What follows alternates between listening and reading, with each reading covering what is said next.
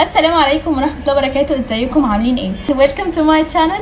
لسه جايبه دي جديده فحبيت ان انا اوريها لكم، جايباها علشانكم اصلا علشان اليوتيوب. اي طالب دخل اولى ثانوي يسمع الفيديو ده كويس جدا ويركز فيه جدا جدا، لان فيه كلام مهم قوي ونصايح هتفيدك خلال فتره الثانوي كلها. اول نصيحه هي عود نفسك على القعده على المذاكره.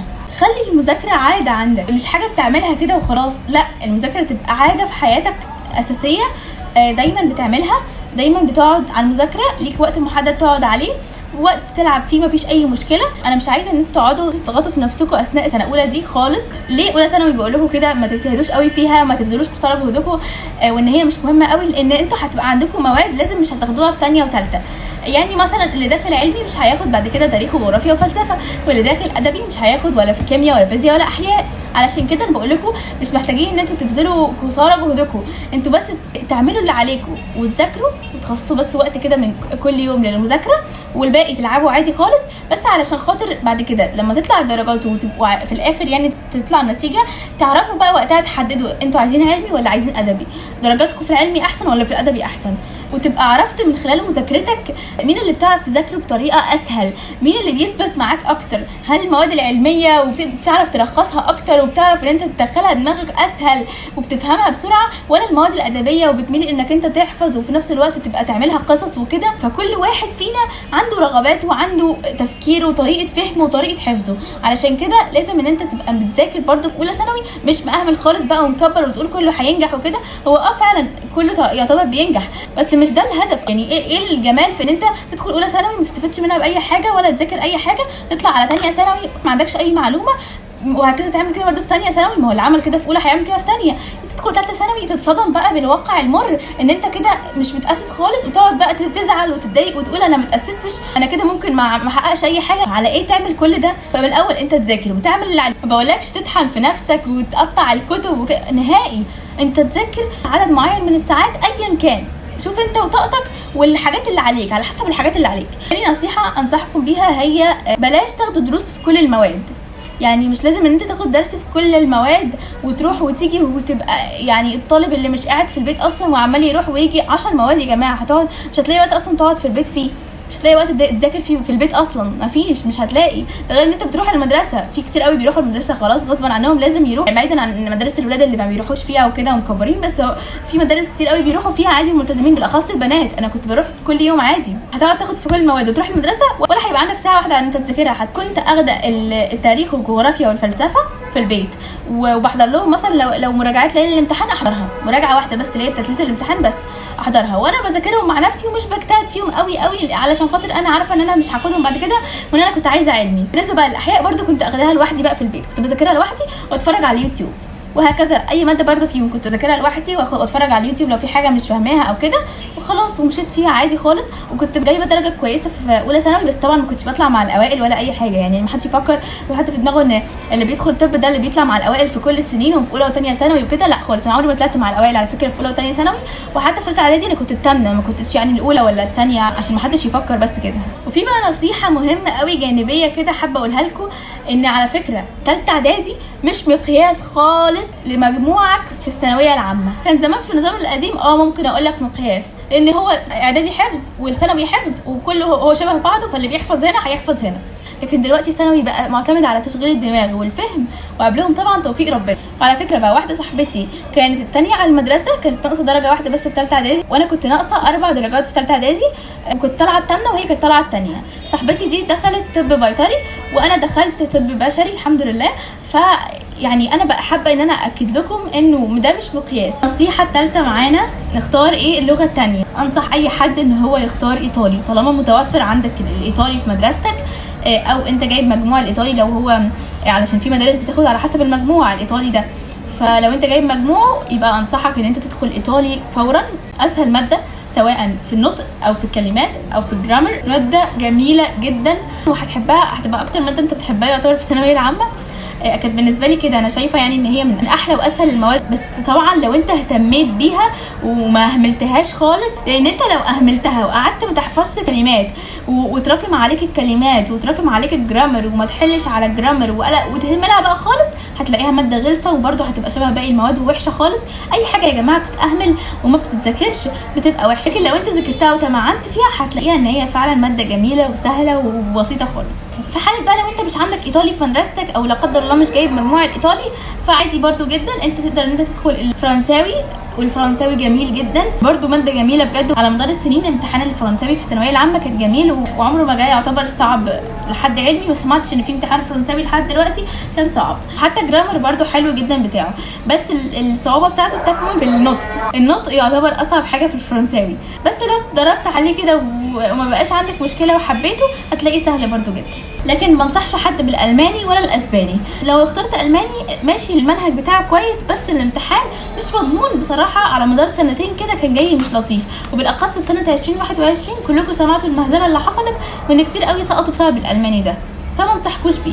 والاسباني نادر، وهتلاقي مدرسين نادرين اصلا شبهه، ومش هتلاقي كتير قوي يدوك درس. النصيحه اللي بعدها جرب المدرسين. انت في سنه اولى مش محتاج ان انت تقفل او تجيب درجات عاليه، انت محتاج ان انت تخليها هي وثانيه حقل تجارب لثالثه، بحيث ان انت لما تدخل ثالثه تبقى مرتاح في المدرسين، عارف محدد مين المدرسين اللي انت عايز تاخد معاهم. حتى لو غيرت برضه مدرس مفيش مشكله، بس مش كل المواد تقعد تغير وتبدل وتبقى محتار وبتسال على المدرسين. انا افترض ان انت هتدخل دلوقتي علمي، انت هتاخد درس في الفيزياء والكيمياء والاحياء، المنهج بتاعه مش تراكمي، بس انت بتشوف انت بتفهم المدرس ده ولا لا. لو ما فهمتش منه تروح لغيره وهكذا. العربي بقى والانجليش والايطالي او فرنساوي يعني عادي. المهم الثلاث لغات دول جماعه، دول اللي رفعوني في ثالثه ثانوي في مجموعي، يعني تهتم بيهم من اولى ثانوي جدا، لان دول بقى تراكميين واللي بيتاسس فيهم بيبقى مرتاح جدا في ثالثه. وطبعا مش معنى كده ان انت لو في ثالثه ومش متاسس اولى وثانيه يبقى انت كده خلاص هتضيع، لا، كله بيتشرح تاني ثالثه. بس بجد اللي اخدهم في اولى وثانيه العربي والانجليش والايطالي دول اخدهم كويس وبضمير وكان بيذاكر فعلا وكان بيفهم فعلا وكان بيحل فعلا، هيلاقي نفسه مرتاح جدا فيهم في ثالثه، وباذن الله يرفعوه جدا في المجموع بتاعه. لان العربي محتاج تعود على الحل، كل ما تعودت على الحل وحل اسئله بمستوى عالي هتلاقي نفسك في العربي ده تمام جدا ومرتاح، وهيتكرر تاني كله في ثالثه مع اضافه حاجات.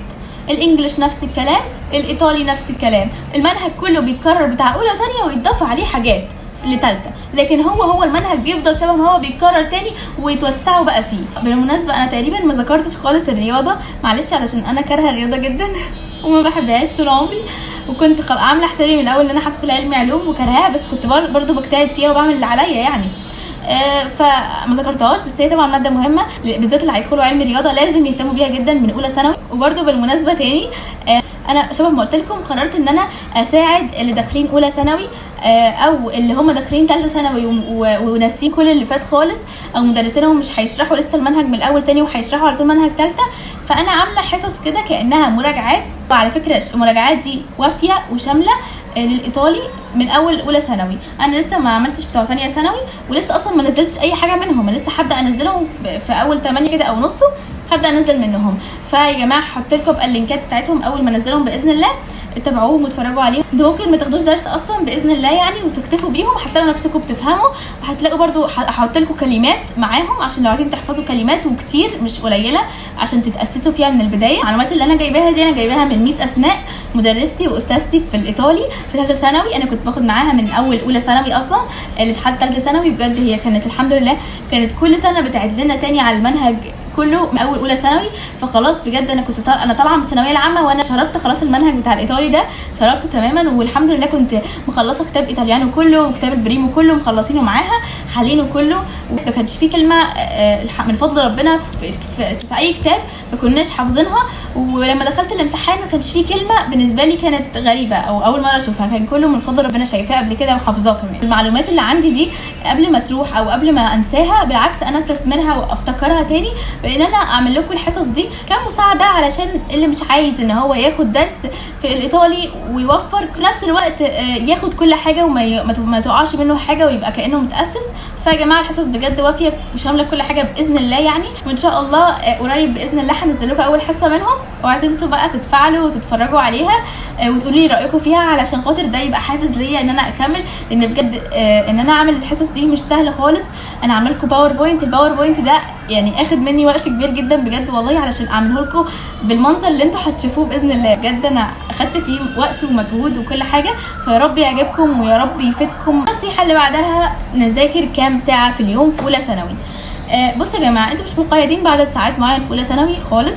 ذاكرت ساعتين 3 ساعات 4 ساعات ايا كان، انت مش مقيد بعدد ساعات معين، انت اللي مقيد بيه انك تخلص الحاجات اللي عليك علشان خاطر ما تقعدش تراكم وانت عندك مواد كتير اصلا يعني. وهتلاقي نفسك اولى ثانوي دي شاقه شويه لان هي فيها 10 مواد وده كتير قوي على الطالب، وانا كنت كارهاها قوي السنه دي على فكره. اخر نصيحه معايا هي حاول ان انت تعرف ايه اكتر طريقه بتناسبك في الحفظ.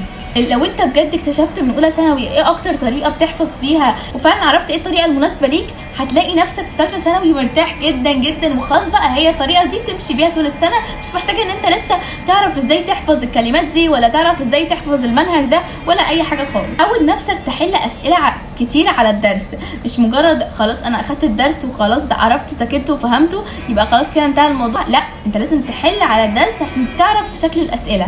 برضو قبل ما توصل لثالثه ثانوي هتبقى شاطر جدا باذن الله ومتعود انك تحل وتتدرب كتير وتبقى مرتاح جدا في ثالثه. في كتير دلوقتي هيقولوا لي طب ما النظام الجديد ده معتمد على الفهم مش الحفظ، يبقى ليه بقى عايزيننا نعرف طريقه الحفظ كويسه ونحفظ اصلا ليه؟ لا ليه يا جماعه؟ ما فيش حاجه اسمها ان انتوا ما تحفظوش وبتفهموا خلاص، انتوا بتحفظوا وبتفهموا في نفس الوقت، تفهموا المنهج وتفهموا التفاصيل وتفهموا كل حاجه وتحفظوا الحاجات اللي محتاجه تتحفظ كلها.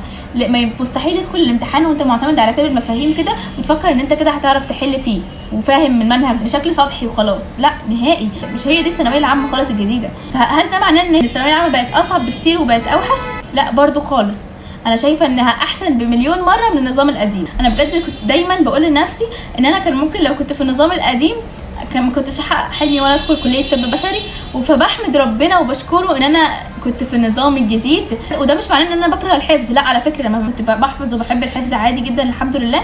ان النظام ده فعلا بيخلي الانسان يشغل دماغه، وان التدريب والحل هو اللي بيخلي الانسان يبقى كويس.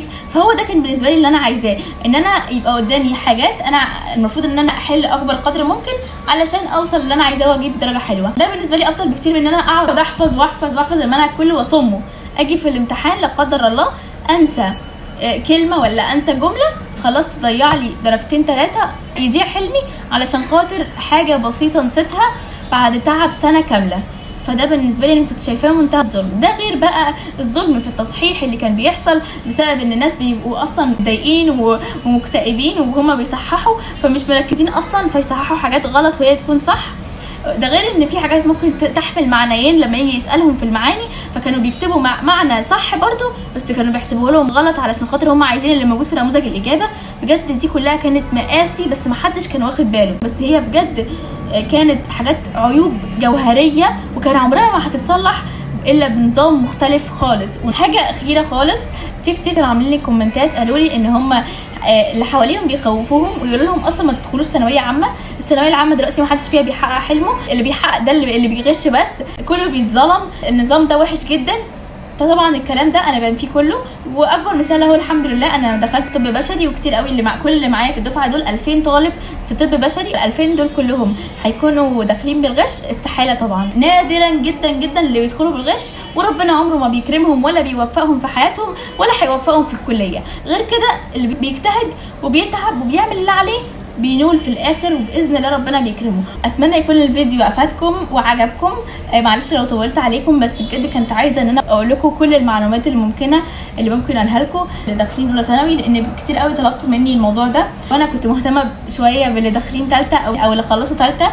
وكنت بعمل لهم فيديوهات، فعشان كده ما اقدرش ان انا اعمل لكم الفيديو ده، بس هو عملته لكم الحمد لله. اي حد عنده اي سؤال في الكومنتات يكتبه لي ويقوله لي علشان برضه اعمل لكم بيه فيديوهات شورت بقى قصيره. خلاص مش هعمل لكم اي فيديو طويل تاني ان شاء الله، الا بس لو لازم الامر. وفيديوهات الايطالي شبه ما قلت لكم اوعوا تنسوها، تابعوا القناه علشان تشوفوها ان شاء الله في اقرب وقت. بس كده ومع السلامه.